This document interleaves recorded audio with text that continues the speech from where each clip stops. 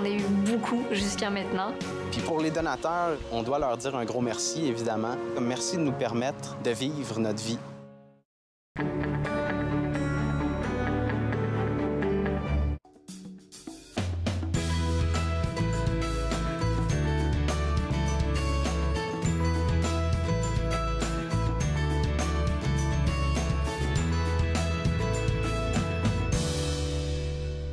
Bonjour et bienvenue à Entre nous, exclusivement sur les ondes de TV Roger. Je suis Claude Andrea Bonny et je me ferai le plaisir de passer la prochaine heure avec vous.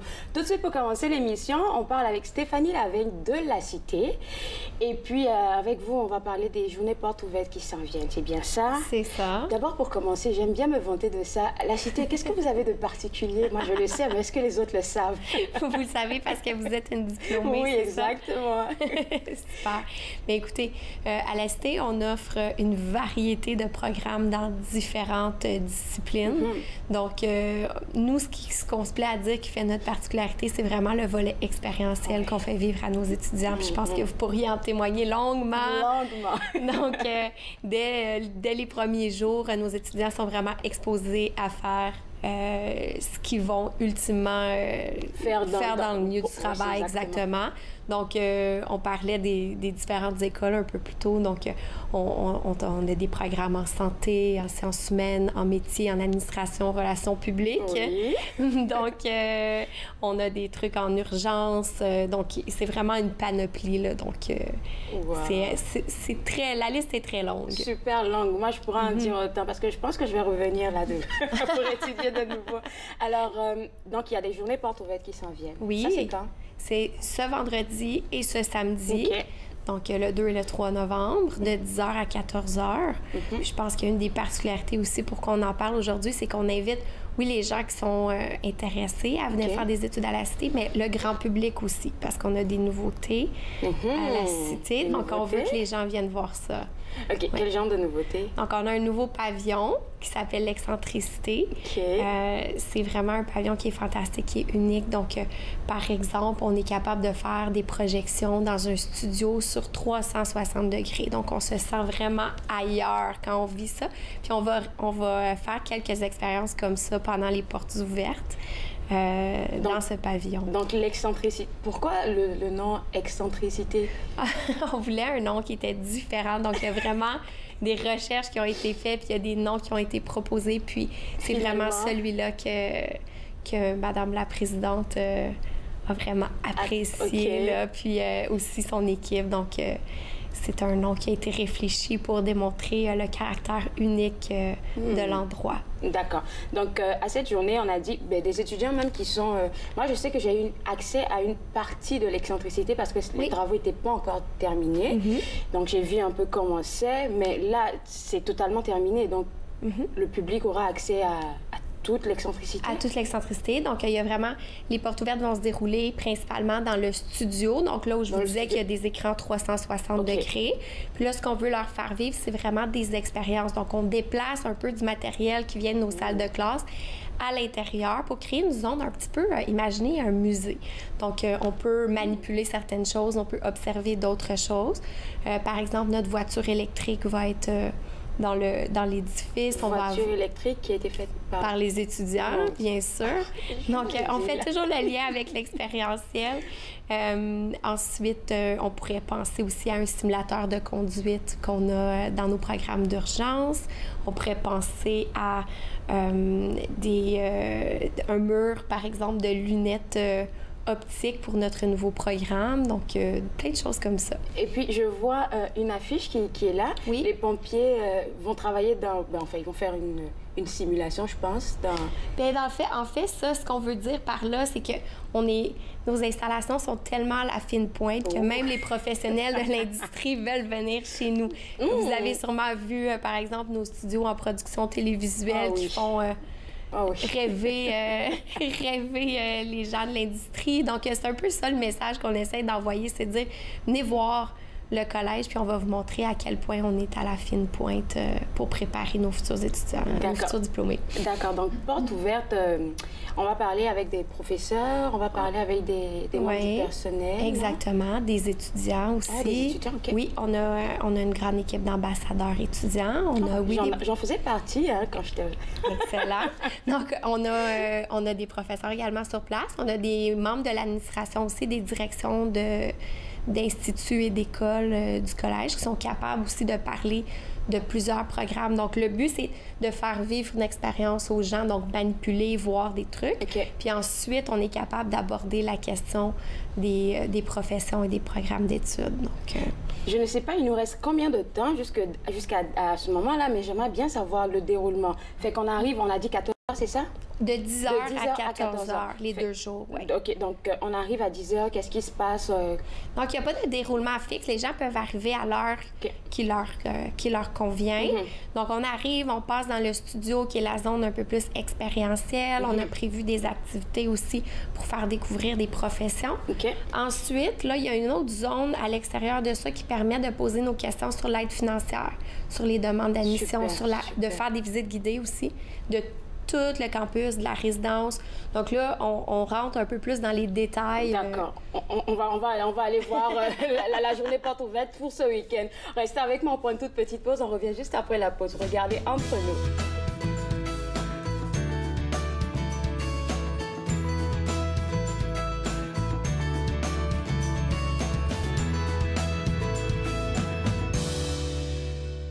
Cette semaine, à l'émission Court-Circuit, on rencontre Martin Rochelot du groupe Les Rats Swamp qui était de passage à Contact Ontarois.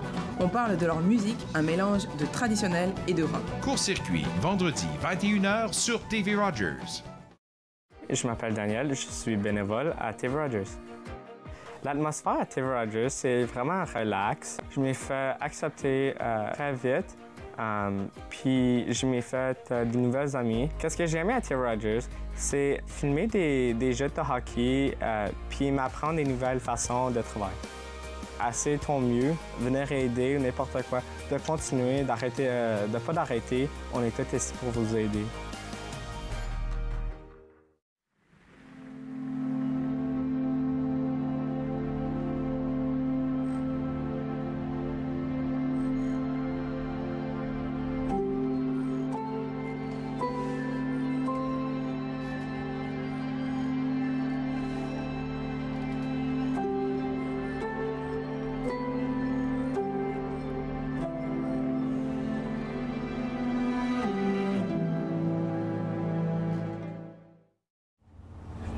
Un verre orangé, un toit rouillé,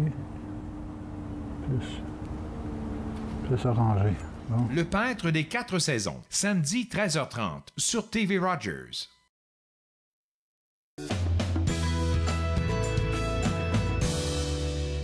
De retour à Entre nous, exclusivement sur les ondes de TV Rogers. Je suis avec Stéphanie Siska de C'est Bon Cooking.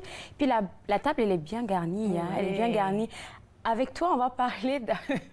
Ça me fait rire déjà. Des ingrédients sauvages. Oui. C'est ça que tu m'as dit. Oui. Mais d'abord, pour commencer, quand on parle d'ingrédients, de quoi est-ce qu'on parle? Tout ce qu'on met dans une préparation? Oui. Enfin, nous, à l'école, à C'est Bon Cooking, on donne des cours main à la pâte, puis il nous faut des ingrédients, évidemment, pour créer des recettes. Chez nous, Chef Georges est spécialiste en la cuisine boréale. Alors, il s'agit de produits cultivés de nos forêts et cueillis et différentes affaires. J'ai apporté un petit peu une gamme de choses que nous offrons et à cuisiner avec et à vendre dans notre établissement. Avant de leur donner toutes les astuces, là, moi, je veux savoir, est-ce qu'il y a des ingrédients qu'on peut utiliser comme dans tous les plats? Oui. Je sais que l'ail, par exemple, ça passe partout dans les sauces. Oui, on en a parlé. On en a parlé l'ail la dernière fois que je suis venue. Je mets l'ail partout. C'est certain que certains palettes et certains d'entre nous, on a grandi qu'avec du sel et du poivre. Mais il y a une gamme, il y a une variété de faire. Puis on parle de cuisine de partout qui ont des différentes épices qu'on cuisine avec, des herbes qu'on cuisine avec. Et nous, on a un terroir aussi qui offre des produits, mais que les gens ne réalisent pas. On a vraiment un produit canadien. Et surtout dans plein d'offres. Et c'est ça qu'on essaie d'introduire. De mettre en avant. Ouais, OK, d'accord. Donc, on commence avec les... Donc, tout ça sont des ingrédients sauvages. Je sais que oui. OK, d'accord. Enfin, OK. Alors, je vais passer avec quoi? On connaît très bien les produits d'érable. Alors, chez nous, on est producteur d'au-dessus de 80 des produits érabliers viennent de notre région. En tout cas, on connaît bien le sirop d'érable, mais le moins de personnes qui connaissent les granules. Alors, le sucre d'érable, je te fais goûter. Ça, c'est des granules. Alors, quand on abaisse, quand on fait bouillir la sève d'érable, on réduit à un sirop, mais on continue l'ébullition. Ça nous amène à un sucre. Alors, vous voyez les granules qui forment. Bon. Ça, c'est des grosses granules. On a aussi les sucres plus fins. Et alors, on remplace avec le sucre blanc ou la cassonade dans nos recettes. Ça donne tout un autre aspect. C'est sucré, autant à part égale qu'on remplacerait, mais beaucoup plus de minéraux dans les produits d'érable. Fait que ici, dans nos marchés fermiers, on peut trouver beaucoup de différents sucres d'érable. D'accord. Les beurres d'érable, etc., etc. Alors ça, c'est un produit, un dérivé que peut-être qu'on connaît moins. L'autre, c'est le vinaigre d'érable aussi. Alors ici, qu'est-ce qu'on prend? C'est la sève de l'arbre, pareil comme on cultive pour le sirop. Mais là, on met une base de la levure qui fait la fermentation, qui crée des vinaigres. On met un petit peu de ça dans les cuves. D'accord. Ceci est vieilli dans des cuves de chêne, des barils de chêne. Et là, on fait vieillir pour au moins 1 an. Wow. Et alors, ça produit justement un vinaigre. Le vinaigre, on s'en sert souvent dans nos vinaigrettes. On fait des marinades à base de ça aussi. Alors, c'est un normalement, le vinaigre qu'on achète habituellement sur les marchés, il est beaucoup plus, je veux dire, liquide, mais celui-là, il a l'air plus... On dirait, hein? Oui. Mais alors là, c'est la cultivation, ça, c'est la culture de levure, dans le fond, qui fait vieillir. Et on garde ça là, justement, pour toute la fermentation qui se fait. Mais là, je trompe dans un autre volet complètement peut-être moins connu, c'est le sirop de bouleau. Et alors, le sirop de bouleau... c'est le bouleau, voilà. déjà. Alors, un sirop d'érable, ça prend à peu près 40 litres de sève pour créer 1 litre de sirop. D'accord. OK? Ici, un sirop de bouleau, ça prend 120 litres pour créer 1 litre de sirop de bouleau. Wow. C'est beaucoup plus molasse. Je vais te donner la cuillère, je te fais verser un petit peu. Alors, si tu connais bien la molasse, ça a ce goût-là, mais il y a un petit goût floral presque boréal, en fin de compte. Ça vient d'un arbre.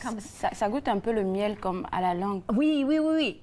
Mais ça va finir et ça a la texture, évidemment, de molasse, là, vraiment. Okay. Alors, c'est une réduction, autant que le sirop d'érable ou les produits d'érable. Mais là, c'est beaucoup une cultivation. Puis ça, c'est le bouleau, là. On fait des canaux avec ça. D'accord. C'est vraiment le bouleau. Alors, ça, et ce sirop-là de bouleau, on l'utilise pour quel genre de cuisson? La viande? Sorte à faire. On peut en mettre juste un petit soupçon pour créer une marinade dans une marinade, une base de marinade pour justement des gibiers, même un poisson, c'est super. Oui, avec de l'huile, on met ça, avec quelques autres épices qu'on va faire un survol tantôt. Et dans des desserts, vous pouvez faire un petit crème brûlée, mais au lieu de sirop d'érable, on fait un sirop de bouleau, un petit peu. On prend un petit peu moins qu'un sirop d'érable. Je vais profiter de toi en même temps. Je reçois du monde ce week-end et j'ai l'intention de faire du poisson. Oh oui! Donc, qu'est-ce que je fais? J'ai l'habitude de faire une marinade avec de l'ail, du persil, toutes ces affaires-là. J'en rajoute dans ma marinade ou je le rajoute sur le poisson directement? Très bonne question. Je le mettrais dans ma marinade un petit peu. Mais aussi, tu peux, à la fin de la cuisson, faire un petit coulis par-dessus, juste pour montrer que c'est quelque chose de différent et avoir le petit goût qui revient. OK, d'accord. On passe à quoi d'autre? Alors, on a des produits ici aussi en forme de gelée. Le sirop d'érable est combiné avec les camerises. Les camerises, c'est un produit, comme un bleuet sauvage, mais c'est un bleuet allongé. Et c'est une cultivation qui ne se fait que le mois de mai pendant 2 semaines de temps. Wow. Et chez nous, c'est bon, on vend les gelées, mais on cuisine avec ça aussi dans les recettes. Alors, on a de congelés chez nous qu'on prend à chaque fois qu'il y a une production au début de l'année. Là, on en profite pour remplir le Parce que juste congélateur. 2 semaines, Exactement. Et on commence à les voir dans les fermiers de marché à Ottawa. On les vend frais. OK. Et les cerises de terre, qui est une cultivation automnale, que c'est des petits fruits ronds. Ça a l'air d'une petite tomate, mais jaune vif, dans un petit papier enclos. Mais c'est très sucré, d'avoir un goût... Une combinaison, on dirait une texture d'un raisin, goût un petit peu de raisin, mais vraiment l'allure et la parure d'une tomate. Oui. Très bon en gelée. On fait aussi là des purées avec des confitures. On fait des tartes avec. C'est très bon. Donc ça sera beaucoup plus pour les desserts, les gelées? Plutôt. Mais ça se prend bien avec un petit craquelin, du fromage et une petite... Oui. Est-ce que tu veux me faire grossir? Non? OK, d'accord. On va prendre une toute petite pause et juste après, je pense que je vais passer au mortier. On va faire un petit mortier et d'autres choses. On prend une toute petite pause et juste après la pause, on revient en cuisine parce que je vais passer au mortier. Vous regardez Entre nous sur les ondes de TV Rogers.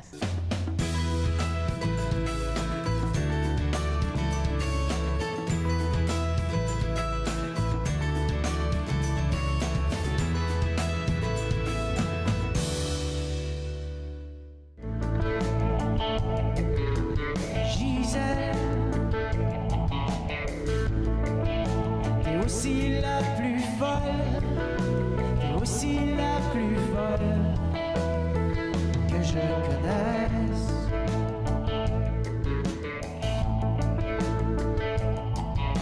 Mais Gisèle, t'as les plus beaux seins, t'as les plus beaux seins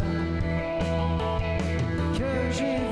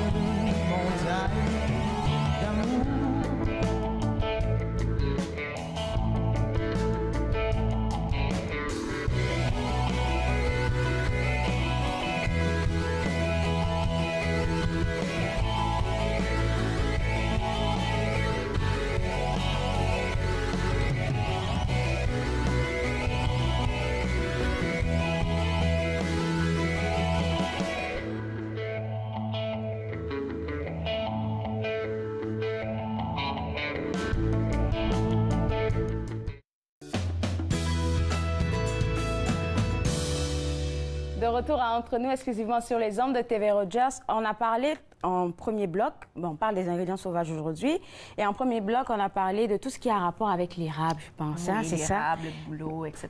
OK. Et puis là, rendu ici, je dois passer à la cuisine. Oui. On va commencer par te demander de faire un petit peu de travail avec notre mortier. D'accord. Qu'est-ce que tu es en train d'écraser? C'est les fruits de l'aune crispée. Alors, voici le petit fruit. Vous pouvez les voir ici, là. Comme ça, c'est ça que tu es en train d'écraser dans le mortier. C'est facile à écraser. Oui, on appelle ça le poivre des dunes. Et c'est décevant parce que ce n'est pas un poivre. Ça n'a pas le goût épicé d'un poivre. Oui, tu peux sentir. Enfin, ça a un petit piquant, mais pas beaucoup du tout. C'est plutôt floral. Et je vais faire justement goûter. Regarde, t'en prendras un petit peu, là, la poudre que tu viens d'écraser là-dedans. Oui, absolument. Ça, juste pur comme ça de nature, on étend ça sur dessert. Encore là, tu vas le goûter. Alors, ça a juste un petit goût. Évidemment, on essaie de l'écraser autant qu'on peut pour qu'il devienne poudre. Oui. Alors, sur des fraises et des fruits sauvages, excellent. Aussi pour finir un dessert tel qu'une crème brûlée ou un gâteau quelconque qui a une crème dessus, là, on met dans la crème. Alors, il y a un petit goût, là. C'est ça que je suis en train de réfléchir. C'est quoi ce goût-là, oui? C'est vraiment un goût floral là, dedans. Exact. Et puis, à l'intérieur, il y a quelque chose. On sent que c'est... Ouais, c'est ça. C'est un épice. C'est bon. Okay. D'ailleurs, on a mis aussi un petit peu dans notre vinaigrette que je vais te faire goûter dans un instant. Mais avant de goûter la vinaigrette, on a aussi ajouté quelque chose d'intéressant. Alors, tu sens ça, tu peux voir. Oui, ça, c'est là-dedans, mais aussi ça est dans notre vinaigrette. Sans ça, tu vas me dire de parure et d'arôme, qu'est-ce que tu penses que c'est? C'est pas le team... Ça me revient pas. Enfin, oui, à le voir, on peut voir tout de suite la ressemblance à un arbre. C'est vraiment des pousses d'épinettes. Alors, cultivées au printemps, lorsque les jeunes pousses sont sur les arbres, sur les bouts justement des tiges, on cultive et soit on sèche ou on met en conserve pour justement ajouter à nos repas. Ça, c'est très bon en marinade pour encore gibier, poisson.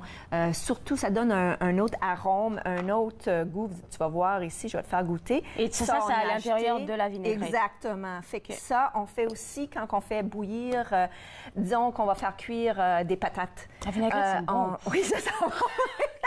Alors, je te fais goûter un petit peu de ça, qui a la pousse. Avec la pousse? La pousse. Non, avec juste la cuillère. Prends la cuillère pour la goûter. Je n'ai pas apporté de verdure aujourd'hui, mais c'est de ça qu'on a là-dedans. Alors, on mange pas des gros bouts comme ça. Tu vas voir, c'est amietté dans la vinaigrette. Mais ceci, en salade, là, ça donne tout un goût extraordinaire. Fait que c'est de l'huile de tournesol, c'est des échalotes, c'est aussi les pousses d'épinettes. Un petit peu d'ail, un petit peu d'aume de poivre des dunes et on s'en va chercher tout un autre goût incroyable. Là. Ça change de mes vinaigrettes. Oui, oui. Puis ça fait partie de certains et plusieurs de nos cours qu'on enseigne pour montrer comment incorporer ces ingrédients-là dans vos affaires, dans mon mets. D'accord. Pardon, mais la pousse... Tu as parlé de marinade. Fait qu'on enlève juste comme les feuilles ou les tiges, comment je vais les appeler? Tu peux le mettre tout de suite dans ta base, comme ça. Et au fur et à mesure, elle va se défaire naturellement. D'accord, OK. Juste en brassant comme ça parce qu'elle va ramollir. Puis c'est ça qu'on retrouve justement dans la marinade. Super. Ici, on va sentir quelque chose de très, très floral aussi. Ça fait penser un peu aux herbes de Provence, qui est quand même un mélange assez... Est-ce que tu connais les feuilles de moringa? Oui. Ça me fait penser à ça. Ouais. Alors, ceci, c'est la monarde. La monarde, c'est une fleur cultivée qu'on a bee balm, pour ceux qui connaissent cette plante-là. La monarde, et c'est ça qu'on emploie justement, nous, pour remplacer les herbes de Provence. Alors, ça fait un peu plus comme chez nous. Alors, il y a un petit goût ou un petit arôme côté lavande on retrouve dans les herbes de Provence. Mais ici encore, ça peut être saupoudré pour faire rôtir avant de passer au four. Avant de passer au four. On peut mettre dans n'importe quoi qu'on prend la même affaire. Fait que plein d'affaires comme ça qu'on vend chez nous. D'accord. Est-ce que j'ai pas encore... Justement, je sais que ça fait longtemps. Tu pensais que c'était... Un cacao. Un cacao, oui. Enfin, ça ressemble beaucoup à la cabosse de cacao. Mais ceci est une courge, et c'est une courge delicata. Et comme on est dans la saison des courges, on reconnaît beaucoup les citrouilles et les butternuts et tout ça. Mais ça, c'est un autre genre. On peut trancher, rôtir avec un petit peu d'huile et encore là, des assaisonnements comme celle-ci. On peut le faire en purée, alors soit à la vapeur ou rôti ensuite, tout gratté et en purée, ajouter de ces ingrédients sauvages-là à ça pour donner un petit goût. Un petit peu de sirop de bouleau ou sirop d'érable aussi. Ça fait tout un autre aspect à notre plat aussi, un petit peu plus. Et puis ça, où est-ce qu'on le trouve? Marché des fermiers, en ce moment. Plutôt, certains épiceries, c'est un peu plus difficile d'avoir la variété autant qu'on a. On a un terroir tellement riche ici dans la région, au-dessus de 1000 fermes dans notre région. Fait que ça vient d'un fermier local et écoute, on peut se perdre dans toutes les variétés de différentes courges. Ça juste de vraiment l'essayer. Soit qu'on le fait bouillir, soit qu'on le fait à la vapeur, soit on le fait rôtir et c'est tout aussi bon. Oui, c'est ça, exactement. D'accord. Parfait. La fusion nordique, c'est quoi? Oui, ça, c'est Le thé sauvage. Alors, le thé du Labrador, c'est un thé, c'est une feuille, c'est une plante, comme vous pouvez voir dans le sac ici. Et c'est cultivé sauvage. Et on fait des infusions, évidemment, un thé comme ça. Mais nous, chez nous, on va le faire en cuisant, en faisant cuire les patates ou le riz. On ajoute un petit dans l'eau pour faire un goût remonté là, pour le plat. Fait qu'il y a plein d'affaires. Salicorne, c'est un autre. Ça, c'est ou même les quenouilles. On connaît les quenouilles. Alors, tu sais, les espèces de plantes. OK. Alors, le cœur est cultivé. Vous pouvez voir là-dedans. Et c'est ça. Encore là, on tranche, on met dans des salades, on met aussi dans différents plats pour rôtir, plein d'affaires. Je suis assez équipée pour ce week-end. Parce que oui, tu viendras faire un tour chez nous pour c'est ça. Et puis, c'est ça que j'allais demander. Où est-ce qu'on retrouve toutes ces affaires? Voilà. Alors, comme nous cuisinons avec ça, on a une variété de ces produits en vente chez nous. C'est très rare de trouver qu'est-ce que nous autres, on a en marché dans d'autres magasins. Alors, on vous encourage de venir nous voir et aussi apprendre à cuisiner avec. C'est ça les cours qui s'offrent. Alors, vous avez à prix varié, puis à variété aussi, variée. Mais des beaux produits à découvrir. Ça fait des beaux cadeaux, comme on est dans la saison des temps des fêtes qui s'en vient. Ça fait de beaux cadeaux, c'est vrai. Pour ceux qui sont, pour les soupers de fêtes de fin d'année. Voilà. Super. Alors, merci beaucoup, Stéphanie. Avec plaisir. Avec plaisir. Alors, moi, je vous invite à visiter le site web de C'est Bon Cooking pour avoir accès aux ingrédients sauvages. J'ai goûté, c'est vraiment bon. Donc, vous devrez essayer pour vos plats. Halloween s'en vient, il y a les fêtes de fin d'année. Visitez la boutique de C'est Bon Cooking. On prend une toute petite pause et juste après la pause, on parle théâtre. Vous regardez Entre nous sur les ondes de TV Rogers.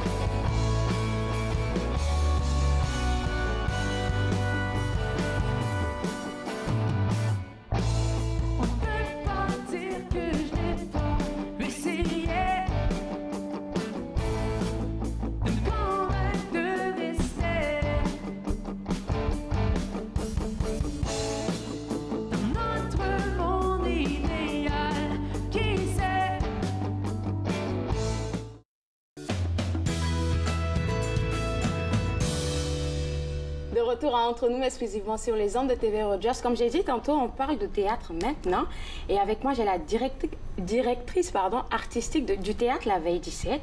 Alors, on va présenter un peu le théâtre La Veille 17. Oui, qu'est-ce que c'est? Certainement. Alors, le théâtre La Veille 17, c'est une compagnie de théâtre de création, c'est-à-dire qu'on crée des spectacles du début à la fin, le texte et tout. Donc, on crée des spectacles, on les diffuse, c'est-à-dire qu'on les présente un peu partout en Ontario, au Québec, parfois à l'extérieur de la province, parfois à l'étranger. Et on a aussi des activités d'action théâtrale dans la communauté où on invite les gens à faire eux-mêmes des choses en théâtre. Donc, cette année, on a une saison qui s'articule autour de ces 3 types d'activités.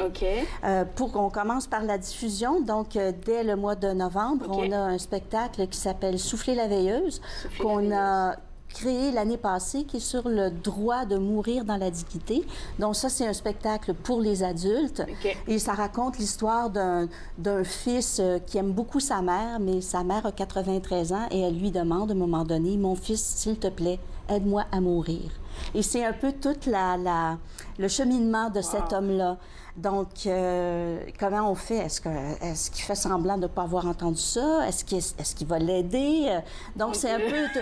Mais c'est pas... c'est un spectacle qui était très, très touchant et drôle aussi. Il y a beaucoup d'humour. Oui. C'est pas du tout rébarbatif. Non, pas du tout, pas du tout. Non, c'est des sujets graves, mais c'est des sujets qui font partie de la vie. Et puis, il faut en parler de toute façon. Hein. Voilà, parce que ça ne sert à rien de faire ça. Ça va nous arriver à chacun d'entre nous. Et puis là, concernant cette pièce de théâtre qui vient me chercher, là, ce sera juste 2 personnes sur le podium? Oui, en fait, non, c'est une seule personne. C'est Paul Rainville, un acteur qui est surtout connu dans la communauté anglophone, mais qui joue pour nous cette année. Alors, ce sera présenté au Théâtre du Nouvel-Ontario à Sudbury. Ensuite, il y a Et voilà encore un beau dimanche de passé. Ça, c'est une création. On a des longs titres. C'est un spectacle qui a été écrit par un spectacle de commande, qui a été écrit pour nous par un auteur français très connu là-bas, qui s'appelle Philippe Dorin. Et c'est l'histoire de 2 vieux acteurs qui sont en tournée et qui partagent les joies et les misères de leur métier. De gens qui font du théâtre pour enfants, de gens de certain âge. Alors, et il y a aussi le régisseur qui les suit puis qui veille à ce qu'on démonte le décor. En fait, le spectacle commence quand ça finit. C'est ça que j'ai pas compris quand j'ai vu. Et puis j'ai vu la bande-annonce. Oui, parce que la pièce, c'est vraiment dans les coulisses, quoi. Dans ce qui se passe après. Évidemment, on digresse puis on dérape joyeusement. Donc, je joue dans ce spectacle-là. Donc, pour moi, c'est toujours un plaisir. Donc, bientôt, du 21 au 24 novembre à la Nouvelle-Scène, Gilles Desjardins. Du 21 au 24 novembre.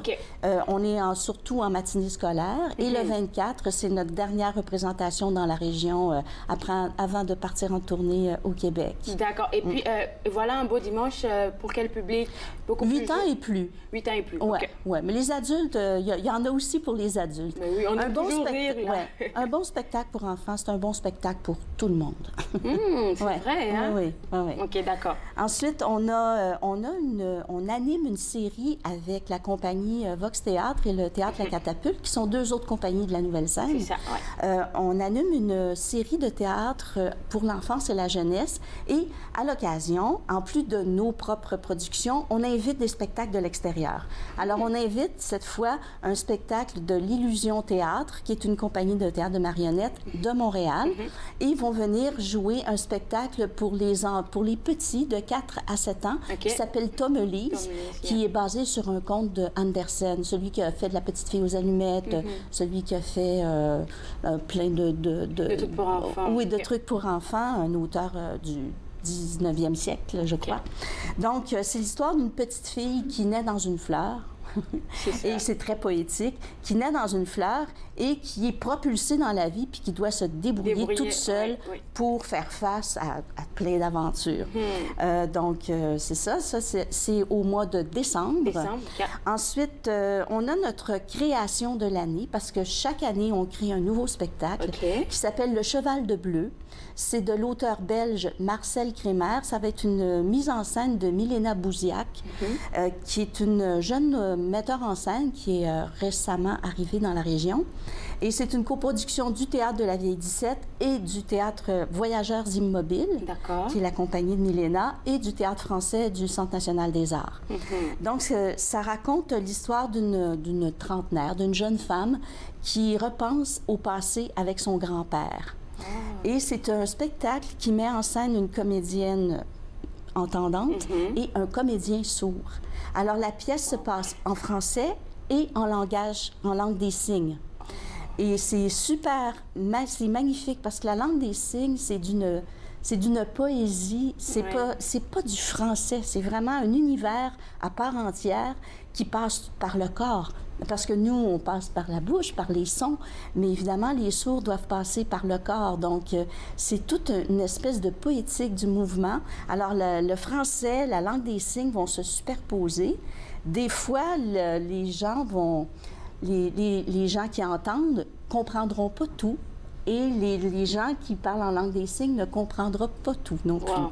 Donc, est-ce qu'il y aura quelqu'un qui, pour faire la traduction, comme pour expliquer? Non. C'est un gros défi. Non, parce qu'on s'est organisé pour que le spectacle parle de lui-même.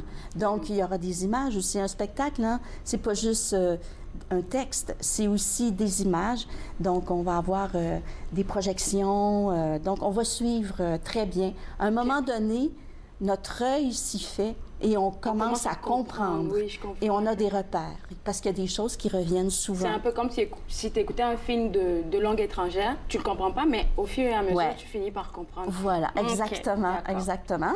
Et on a aussi tout un pan de nos activités qui est une action directe dans la communauté.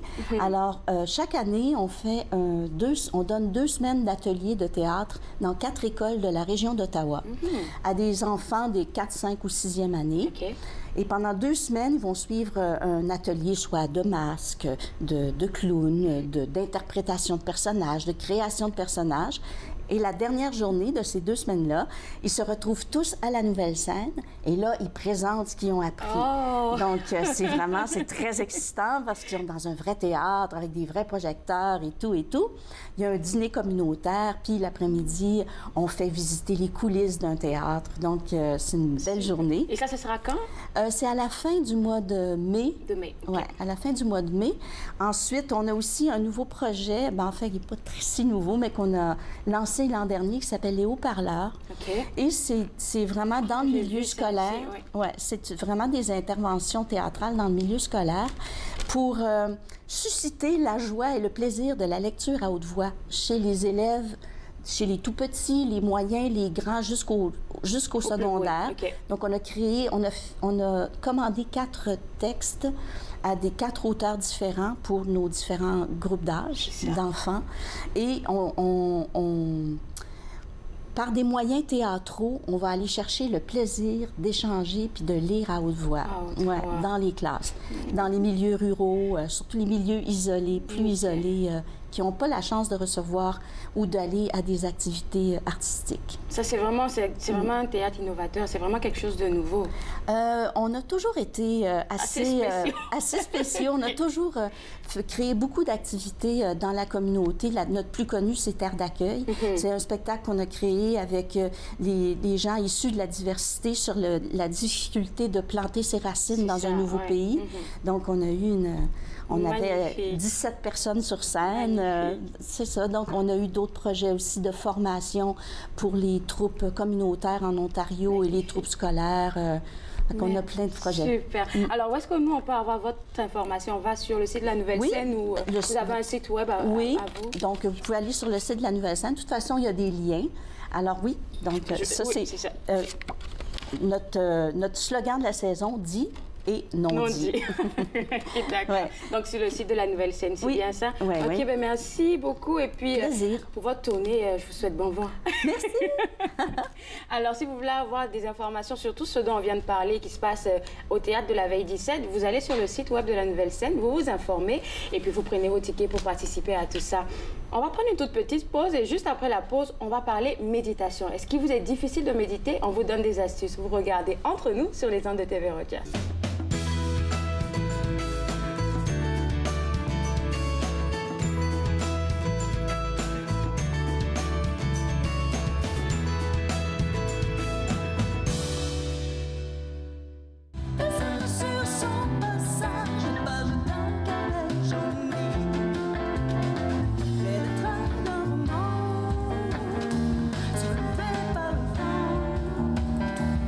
Comme des papillons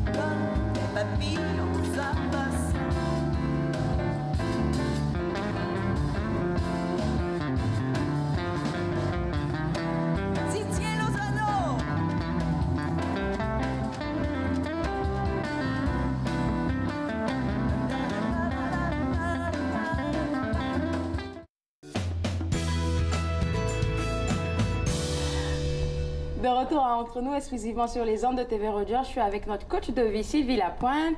Le thème de la saison, de cette saison, c'est la présence. Mais oui, mes chroniques vont porter sur la présence. Sur la présence. Mais aujourd'hui, on parle d'un volet, je vais dire, de la présence, la méditation. La méditation et la prise de conscience aussi. La prise de conscience. Ou la pleine conscience. Donc, on va parler de différentes techniques pour faire de la méditation. Puis, après la pause, je vais faire un petit exercice avec toi pour la pleine conscience, mais en mangeant. En mangeant? En mangeant. OK, je suis gâtée aujourd'hui. Alors, on va parler de méditation. C'est quoi la méditation? C'est pas juste rester calme comme ça. Non, non. Puis sais-tu, au niveau social, dans les médias, on a une certaine image, hein? On projette une certaine image de c'est quoi la méditation. Et on a l'impression qu'on doit être en vêtements blancs, avec des gros colliers, puis des bracelets. Et soit assis en lotus parfait, avec les deux pattes comme ça. J'arrive pas, même après comme 20 ans de pratique. Et puis qu'on est dans un background avec l'océan. Avec les arbres. C'est ça, les arbres et tout ça. Puis c'est beau, c'est le fun. C'est comme... Ouais, OK, la méditation, c'est pas nécessairement ça. Donc, la façon que moi, je la définis, c'est de justement prendre le pouls de sa vie, de se recentrer. Et c'est ça. Et donc, le meilleur truc, c'est de prendre conscience de ta respiration. Ça m'est encore difficile de travailler avec ça. OK, mais là, si tu t'imagines 10 ans sans bouger... 10 ans, mais c'est vrai que ça semble comme 10 ans, parce que 10 minutes sans bouger. Puis j'ai essayé, parce que j'ai étudié toutes sortes de différentes religions, de formules de méditation, de spiritualité, etc. Puis, bon, moi, j'avais l'image de la madame en blanc avec les gros bracelets, puis de rester tranquille, puis ils disent, là, juste des fois, même jusqu'à 1 heure, mais non, vraiment, c'était la torture pour moi. Puis je me suis dit, mais il y a quelque chose qui va pas, là, je suis vraiment de travers. Concentrez-vous. C'est ça. Fermez les yeux. Écoutez la musique. Et donc, ce que j'ai réalisé, c'est que il y a différentes méditations pour différents types de personnes. Et c'est pas parce que tu n'es pas capable de t'asseoir en lotus sur un coussin avec le background de la mer, etc., que tu peux pas faire de méditation. OK. Et donc, j'ai découvert et j'ai développé des techniques. Alors, je sais pas si tu sais, mais je suis instructeur de yoga. Non, ça, je savais pas. Et puis, dans le fond, j'ai trouvé le yoga parce que je voulais méditer. Mais ma tête, en yoga, on appelle ça le monkey brain. La tête singe, le cerveau singe. Hein? Puis là, imagine un singe qui sort d'une idée à l'autre, etc. Oui, pendant que tu es en train d'essayer de méditer. Là, je fais une méditation, puis je dis, mon Dieu, ça pique mon nez, ça pique. Ou bien je dis, oh, je pense que j'ai oublié de mettre les vêtements dans la sécheuse. Ou bien, oh mon Dieu, j'aurais dû sortir la viande pour le souper de ce soir. Toutes les idées viennent en même temps. C'est ce qu'on appelle le monkey brain. Alors, donc 10 minutes, ça marchait pas pour moi. Puis je me suis dit, comment je vais méditer? Alors, pour moi, c'est de me recentrer. Puis c'est pour ça que j'aime le yoga. Pas parce que je me plie en pretzel, mais parce que ça m'oblige à être dans mon corps. OK. Puis une des premières règles du yoga, c'est de justement être présent à son corps. Présent, c'est quoi être présent dans son corps? Parce OK, mais on commence par la respiration. OK? Alors là, fais juste prendre conscience que tu inspires et tu expires. De juste faire ça, c'est de la méditation. Tu le fais 1 seconde, tu le fais 10 secondes, tu le fais 30 secondes, tu fermes tes yeux, même dans le milieu d'une journée au travail. Parce que aussi, ces techniques-là, il faut pouvoir les transporter avec nous dans le quotidien, dans notre vie. Et puis le faire à chaque moment. Et donc, des fois, quand je suis même devant un groupe et que je sens de l'émotion, où je suis perturbée, je vais juste faire ça, puis je prends conscience que je respire et à ce moment-là, ça me permet de me recentrer. Plus longtemps tu le fais, mieux c'est. Mais voici un autre mythe, c'est qu'en méditant, tu n'auras pas d'autres pensées. Ça, c'est tellement faux, là. Non, non. Le singe va vite, mais il y a plusieurs singes. Dans le fond, il y a un cirque de singes dans la tête. Et ça ne fonctionne pas comme ça. Et donc, ce que je dis à mes étudiants, c'est comme... L'idée, c'est d'agrandir l'espace entre la première pensée puis la deuxième pensée. Puis au début... Les pensées sont fusionnées. Alors, c'est là, bon, OK, le linge dans la sécheuse, la viande, etc. Et donc, le linge dans la sécheuse, je respire, je compte 1, OK, peut-être 2. Ah, puis là, j'ai une autre pensée. Là, il y a eu 2. Il y a un compte de 2 entre la première pensée puis la deuxième pensée. Puis peut-être, à force de pratiquer, je vais réaliser qu'il y a un compte de 3 ou un compte de 4. Je me souviens, dans un cours de méditation de yoga, le prof a dit, fais juste commencer avec 1, tu inspires. Puis 2, tu expires. 3, tu inspires. 4, tu inspires. Puis aussitôt que tu as une pensée, tu recommences à 1. On a fait ça pendant 15 minutes. J'ai jamais complété jusqu'à 10. Là, j'ai dit, mais mon Dieu, je suis foutue, là. Moi, je suis un prof de yoga. Puis j'arrive même pas. Mais l'idée, c'est de ne pas avoir de pensée, c'est de créer des espaces de plus en plus longs entre une pensée et l'autre. D'accord. Alors, une fois que tu as réalisé que c'est pas d'être complètement blank, puis d'avoir aucune pensée, tu te dis, OK, peut-être que ça, c'est faisable. Et tu arrêtes de te culpabiliser.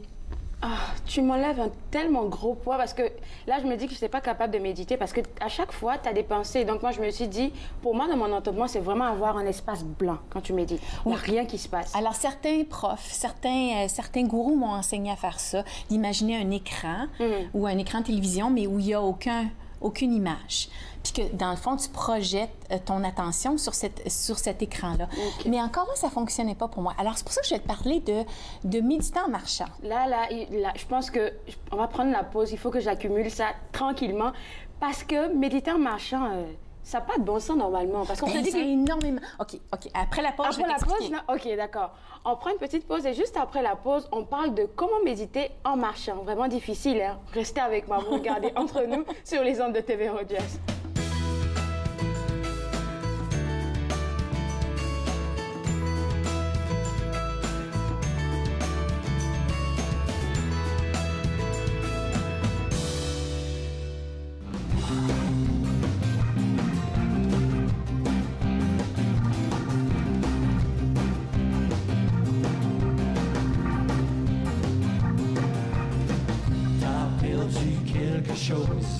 Un peu plus loin là-bas, quelque chose que t'avais mis de côté, mais tu t'en souviens pas.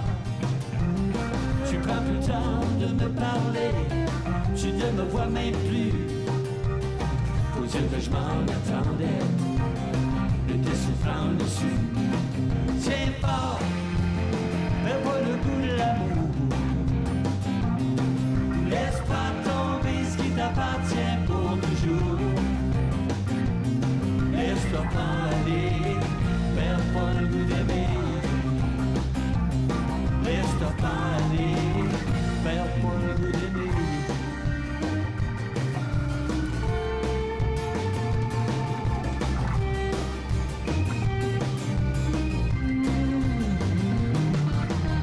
Tu parles de tout, tu parles de rien, y'a personne qui te comprend.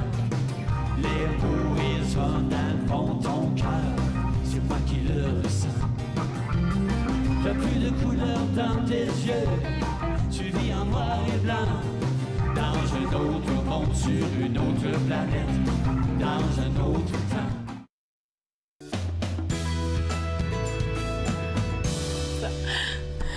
De retour entre nous exclusivement sur les ondes de TV Rogers. Là, maintenant, on va parler de méditer en marchant. Oui. Et donc, toi, tu penses que c'est impossible. Oui. Puis moi, j'ai découvert que c'était vraiment une des meilleures façons pour moi de méditer. Et je vais t'expliquer pourquoi. Parce qu'on va méditer, on va marcher, mais en pleine conscience. OK. Mais comment méditer en pleine conscience en utilisant tes sens? Et donc, je fais ma petite marche matinale et le premier sens, c'est les yeux. Oui. Alors là, je regarde les textures, les couleurs, les nuages et les patterns et tout ça. Et donc là, plutôt que de nommer « Ah, voici un oiseau, voici un arbre », je fais juste regarder, mais avec mes yeux. Qu'est-ce que mes yeux voient? Alors là, je vais faire ça pendant 2-3 minutes. Puis, il y a d'autres stimuli que je perçois, mais là, je me dis, OK, là, c'est juste les yeux. Qu'est-ce que je vois? D'accord. Sans jugement, juste apprécier ce qui est autour de soi. Okay. Parce que tu vois, la dernière fois, quand je suis venue, j'ai parlé de vacances. Puis c'est ce que je trouve qui est tellement facile pour moi en voyage, c'est que je suis très présente à mon environnement. Okay. Et donc, je vois des choses que je verrais même pas dans mon quotidien parce que je fais un choix conscient de voir les choses avec une espèce un sens d'émerveillement. Puis c'est vrai, quand tu marches puis que tu vois toutes les couleurs des feuilles, quand tu regardes sur le sol une feuille qui est presque parfaite, une autre qui est toute froissée, etc. Automne, là, maintenant. Alors, les yeux. Après ça, tu dis, OK, je vais marcher avec mon sens du toucher. OK. Alors là, j'essaie de prendre conscience de, mes pieds dans mes chaussures, est-ce qu'ils sont à l'étroit? Est-ce que je peux sentir la texture des bas? Est-ce que j'ai froid, j'ai chaud? Comment est le sol? Est-ce qu'il est lisse? Est-ce qu'il y a des bosses? Et si je passe près d'un arbre, comment est le toucher de l'écorce ou le toucher des feuilles? Et donc, le vent sur mon visage, le fait que ma T-shirt ou ma chemise bouge puis que je la sens sur mon corps, alors le toucher. Et là, tout d'un coup, tu n'es pas à l'extérieur, tu es vraiment dans l'expérience. Ensuite, l'ouïe. Qu'est-ce que j'entends? Le bruit des oiseaux, le vent dans les feuilles, peut-être un klaxon, peut-être le bruit de mes pieds sur la terre. Et là, je prends un autre 2 minutes pour vraiment porter attention à ce que j'entends. OK. Sentir, hein? Tu dirais, bien, marcher, sentir. On respire déjà. Mais on respire, mais là, tu prends des grandes inspirations. Tu dis, est-ce que je détecte une odeur qui est hors de l'ordinaire? Et là, tu sens l'humus des feuilles ou tu sens, je sais pas moi, les voitures ou je sais pas trop quoi. Mais tu te mets, ou même le parfum ou le savon que tu as mis, que tu as utilisé pour ta douche. Alors, le sens de l'odorat, encore un autre 1 ou 2 minutes. Puis finalement, le goûter. Mais c'est sûr que tu peux rien goûter, mais tu t'imagines peut-être, je sais pas, moi, prendre une grande gorgée d'eau ou de goûter une pomme. Alors là, on s'en va dans une autre façon de méditer, mais en mangeant. Alors là, dis-moi, tu penses que c'est possible de méditer en marchant? Oui, je pense. Parce que moi, pour moi, marcher, j'ai pensé à la musique. Quand je marche, je mets toujours de la musique. Donc, ça sera sans musique. Sans musique. Pour prendre conscience de ce qu'on a ici. Puis encore là, ça peut être 6-7 minutes, mais en pleine conscience. Puis vraiment, pour moi, de systématiquement passer à travers mes sens. Qu'est-ce que je vois? Qu'est-ce que j'entends? Qu'est-ce que je sens? Je pense que finalement, c'est possible. Parce que si on essaie de se concentrer sur ce qu'on voit, sur ce qu'on sent, on n'est pas dans... On pense pas à quoi que ce soit. Non, on ne fait pas la liste d'épicerie. On n'est pas dans... Bon, j'aurais dû, puis je pourrais. Exactement. On est dans le moment présent. Et c'est ma façon préférée. J'ai fait une photo, je ne sais pas si tu l'as vu sur mon site de Facebook, la photo là, des arbres, là, le soleil passe à travers les feuilles jaunes. Extraordinaire. Mais si je n'avais pas été consciente, j'aurais juste passé à travers ce petit sentier-là sans vraiment... C'est vrai. Je pense que j'aurais... Mes sens auraient perçu ça, mais je l'aurais pas vraiment vécu. Oui, exactement. Tu as tout compris. Alors, comment on mange? Non, là, c'est un autre défi. Dans la pleine conscience. Alors, j'ai vu un article sur une revue en ligne qui s'appelle Psycho, un programme qui s'appelle Line Coaching, qui a été mis au point par un psychiatre psychothérapeute qui s'appelle Gérard Apfeldorfer et Jean-Philippe Germati. Alors, ils disent comment on mange en pleine conscience. Bien, premièrement, tu attends d'avoir faim. D'accord. Parce que c'est pas parce qu'il est midi que tu dois manger. Est-ce que j'ai faim? Puis en même temps, ils ont développé ce programme-là pour des gens pour, justement, perdre du poids. Deuxièmement, renoncer au régime. Oui. Actuellement, je voulais me lancer dedans. OK, dis-moi tout. Mais moi aussi. Mais là, ça vaut pas la peine parce que je pars pour Bangkok samedi, alors... Bon. Parce que si on pense au régime, on pense à perte, on pense à restreindre, on pense à punition, sacrifice. Et déjà là, notre mental ne va pas avec le bienfait qu'on veut se faire.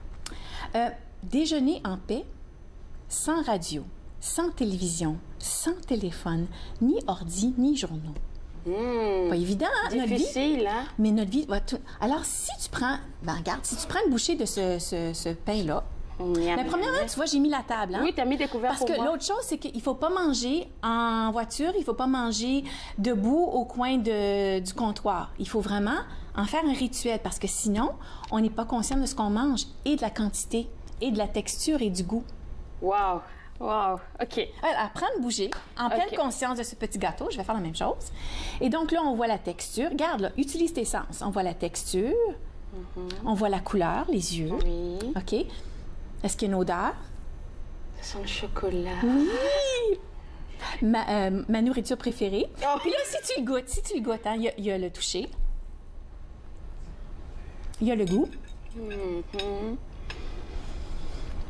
Puis là, tu n'as pas de télévision, pas de téléphone, pas d'ordi.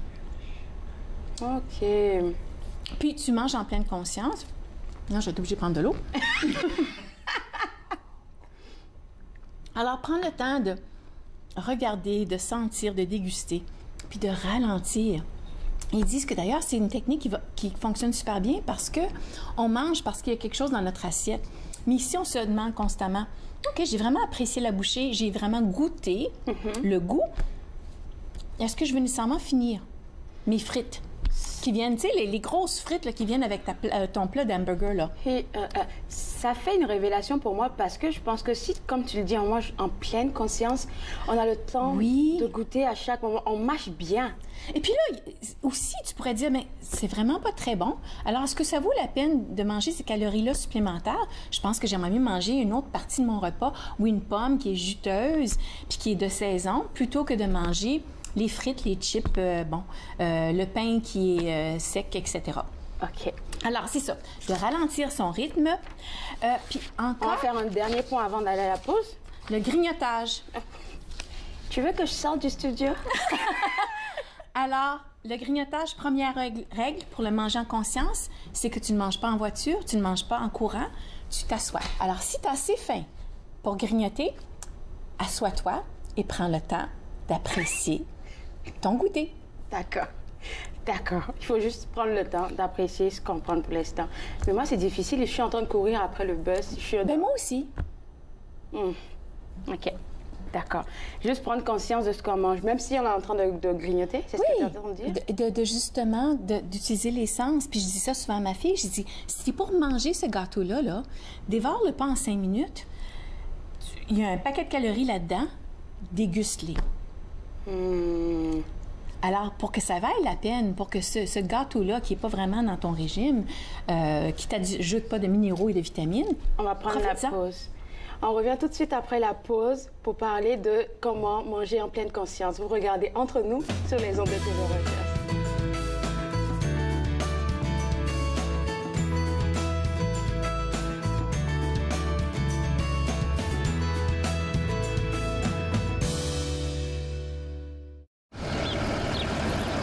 Bonne journée, mon grand. Je m'appelle Jacob, j'ai 6 ans et j'ai une amputation à la jambe gauche. Salut!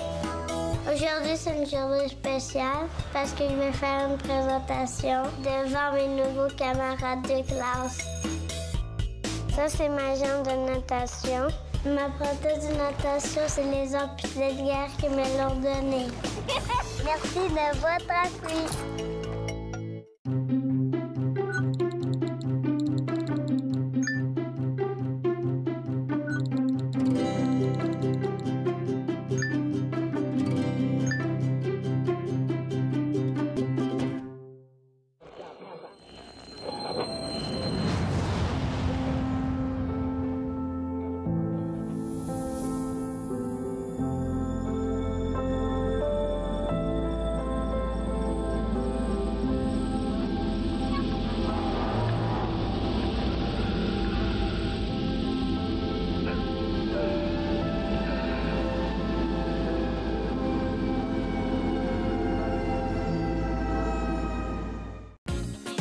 Cette semaine, à Nathan Parle, on prépare notre fête de l'Halloween tout en sécurité avec Lynn Duchesne et on parle de l'importance de ne pas s'asseoir trop longtemps avec Dr Nathalie Beauchamp.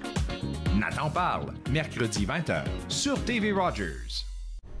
De retour à Entre nous, exclusivement sur les ondes de TV Rogers. J'ai appris tellement de choses avec toi, Sylvie. Comment méditer en marchant, comment manger en pleine conscience. Et puis là, on va terminer avec un dernier conseil que tu veux donner. Bien, dernier conseil, essentiellement, c'est de ralentir parce que au niveau social, on est interpellé de tellement de différentes façons pour ne justement être dans l'inconscience plutôt que de la conscience. Et donc, de juste ralentir puis de faire des choix, puis de pratiquer cette présence-là, je pense que c'est un remède à la vie effrénée d'aujourd'hui.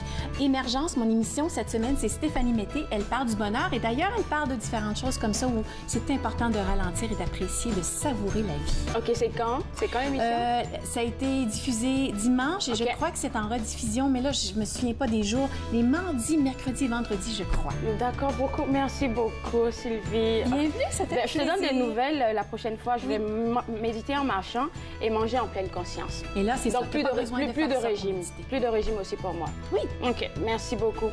Alors, moi, je me suis fait le plaisir de passer cette heure avec vous. Demain, à l'émission, on parle de plein d'affaires. Gisèle Nantais sera avec nous pour nous parler d'une nouvelle programmation. Alors, moi, je vous vois demain. Au revoir.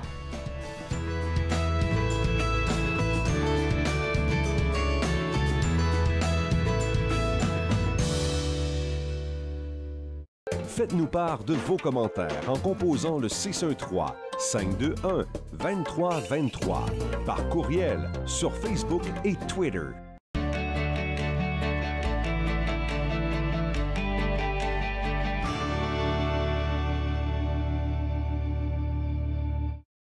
Mon nom c'est Erika et je suis bénévole à TV Rogers. À TV Rogers, j'ai appris comment être débrouillard. C'est une expérience que je trouve que tout le monde devrait essayer au moins une fois. L'ambiance à TV Rogers, c'est quelque chose d'extraordinaire. J'adore comment que tout le monde est chaleureux et ils acceptent tout le monde. Donc moi, je dirais, essaye le stage à TV Rogers. J'ai attendu une autre année, puis vraiment, j'aurais dû le faire plus tôt.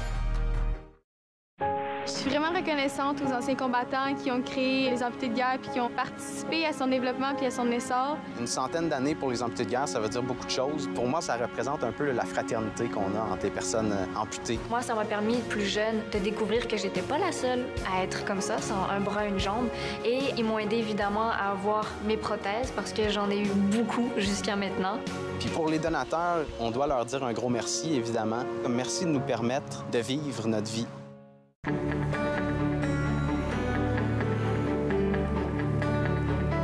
Vous regardez TV Rogers, Ottawa.